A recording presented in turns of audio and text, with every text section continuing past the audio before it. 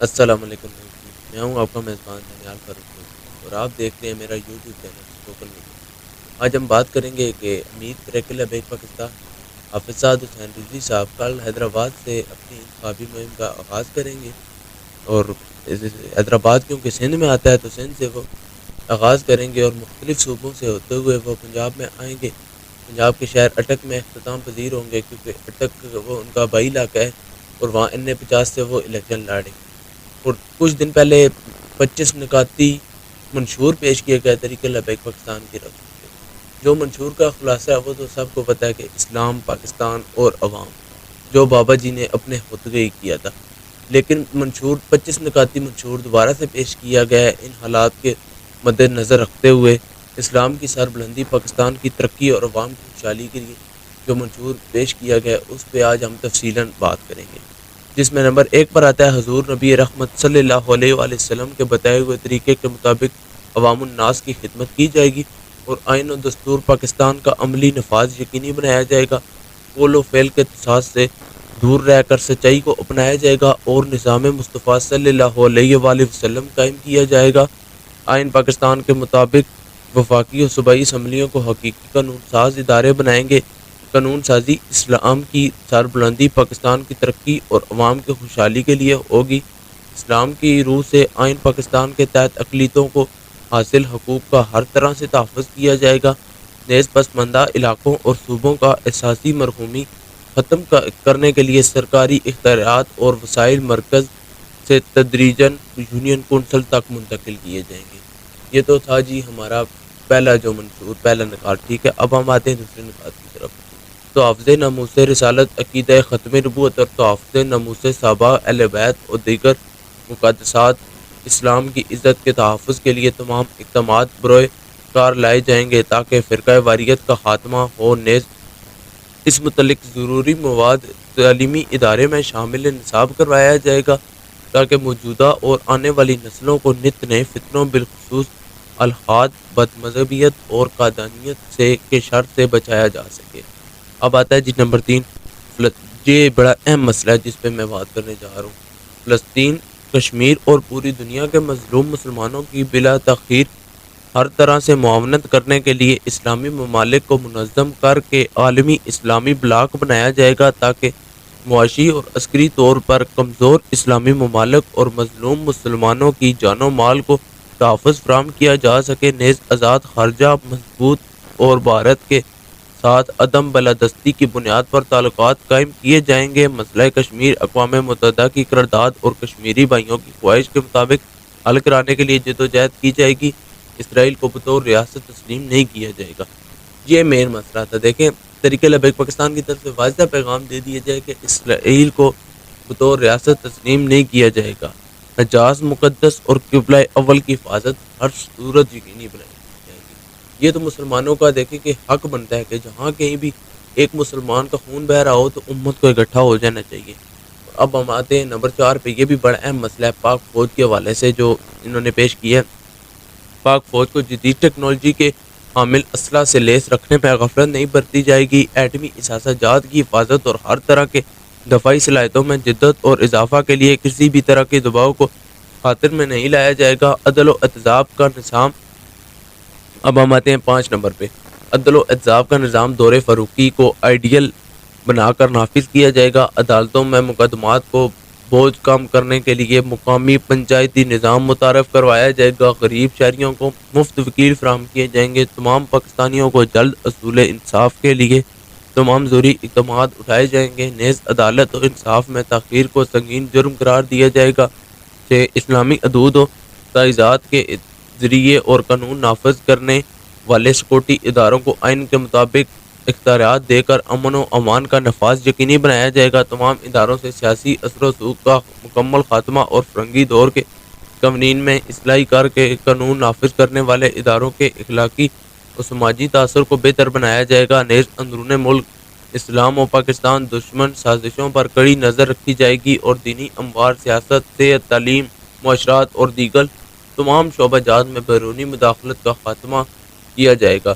سودی نظام معاشیت کا خاتمہ کیا جائے گا اور اسلامی نظام معاشیت بتدریج رائج کیا جائے گا۔ تمام بینکوں، اداروں، افراد پر سودی لین دین کی صورت میں سخت دفعات لگائی جائیں گی۔ اس معاملے پر کڑی نگرانی رکھی جائے گی۔ نیز کاروبار کی خواہش مند افراد کو بلا سود آسان اقساط پر قرضے دیے جائیں گے۔ نمبر 8، تمام دستیاب وسائل بروئے کار لا کر اندرونی اور بیرونی قرضوں کا بتدریج خاتمہ کیا جائے گا۔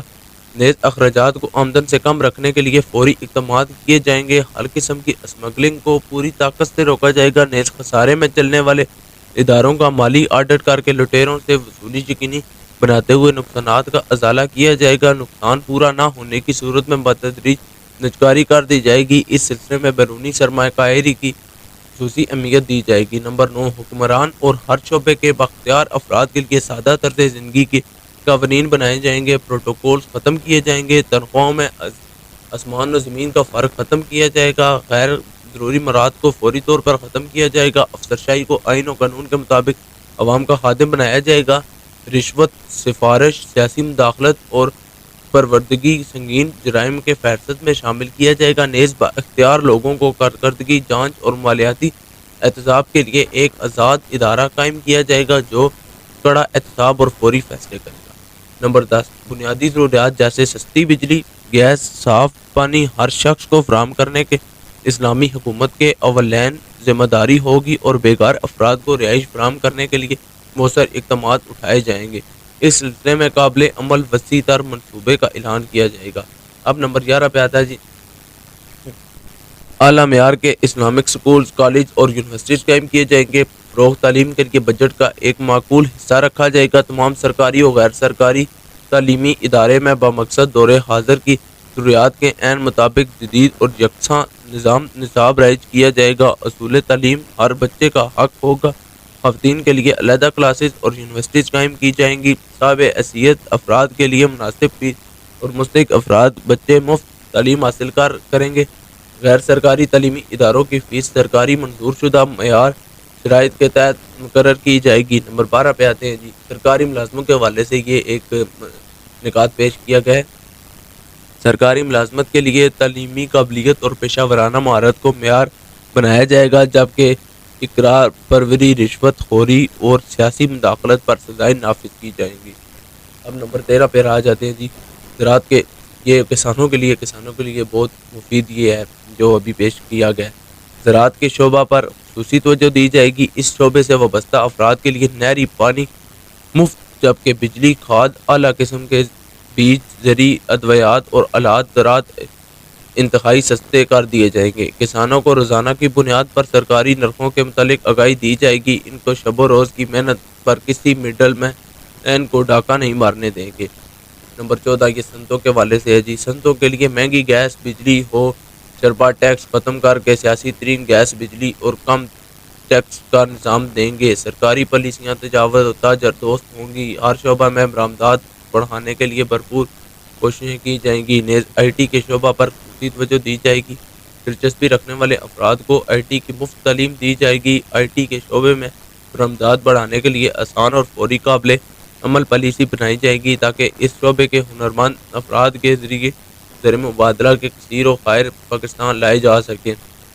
جدید ٹیکنالوجی کے ذریعے پوری قوم کو صنعت و تجارت کی تمام انواع و اقسام کی تربیت فراہم کی جائے گی اور جدید علوم سے مزین اعلیٰ تعلیم یافتہ مند نوجوانوں کو سرکاری ملازمتوں کے بجائے باوقار ذاتی روزگار کے لیے بھرپور معاونت فراہم کی جائے گی۔ نمبر 15 پہ اب آتے ہیں جی، آبی وسائل کے ذخیرہ کرنے پر خصوصی توجہ دی جائے گی۔ اس کے لیے ملک کے طول و عرض میں چھوٹے بڑے ڈیموں کی تعمیر فوری شروع کی جائے گی۔ پانی کی مصنفہ تقسیم کا اہتمام کیا جائے گا۔ بحری وسائل سے آمدن بڑھانے کے لیے ماہرین کی خدمت حاصل کی جائے گی۔ نیز فش فارمنگ اور کیٹل فارمنگ سے برآمدات بڑھانے کے لیے منصوبہ بندی کی جائے گی۔ اب نمبر 16 پر ہم آ جاتے ہیں جی، پاکستان کے تمام مدنی وسائل وفاق کے زیر انتظام ہوں گے، جس کے لیے سالانہ بنیاد پر ٹینڈر سسٹم متعارف کرایا جائے گا، جس میں ملک و بیرون ملک سے برابری کی بنیاد پر پیشکش کی جائے گی۔ نمبر 17 پر آتے ہیں جی، ٹیکس نظام میں فوری اصلاحات کی جائیں گی اور اس سے محکمہ جاتی رشوت ستانی، بلیک میلنگ اور ہراسانی ختمہ کیا جائے گا۔ عوام پر ٹیکس کا بوجھ کم سے کم کیا جائے گا، نظام زکوٰۃ اشر کو فوری رائج کیا جائے گا، نیز اوقاف کے زیر انتظام مساجد مزارات سے وصول آمدنی کو شرعی اصولوں کی روشنی میں مسلمانوں کے دینی مقدسات مفادات میں صرف کیا جائے گا، اور سالانہ و ماہانہ آمدن خرچ کا مکمل حساب عوام الناس کے سامنے رکھا جائے گا۔ نیز خدمت خلم کے نجی اداروں کے مالی وسائل ملکی و عوامی مفاد کے مطابق خرچ کیے جائیں گے، اور کسی بھی نجی ادارے کو وسائل کی بنیاد پر ملکی و ملی مفادات کو کچلنے کی اجازت قطعاً نہیں دی جائے گی۔ اب نمبر 18 پر آتے ہیں جی، حقوق نسواں کی تحفظ کے لیے خصوصی ادارہ قائم کیا جائے گا، اور ورثیت وغیرہ میں ان کا شرعی و قانونی حق دلایا جائے گا۔ اس طرح خواتین پر ظلم و زیادتی کرنے والوں سے سختی سے نمٹا جائے گا۔ نمبر 19 پر آتے ہیں جی، گلیوں، سڑکوں، شاہراہوں، سرکاری اور غیر سرکاری عمارتوں، عوام الناس کی آمد و رفت کے مقامات، باغات و تفریح مقامات کی صفائی پر خصوصی توجہ دی جائے گی۔ اس سلسلے میں نچلی سطح پر موجود بلدیاتی نظام کو بااختیار بنایا جائے گا۔ اب آتے ہیں جی نمبر 20 پر، حکومتی سطح پر شہریوں، آبادیوں، سڑکوں، پلوں کی تعمیرات کا جامع پلان بنایا جائے گا، تعمیراتی قوانین پر سختی سے عمل کیا جائے گا، اور اس سلسلے میں مصنفانہ تقسیم اولین ترجیح ہوگی۔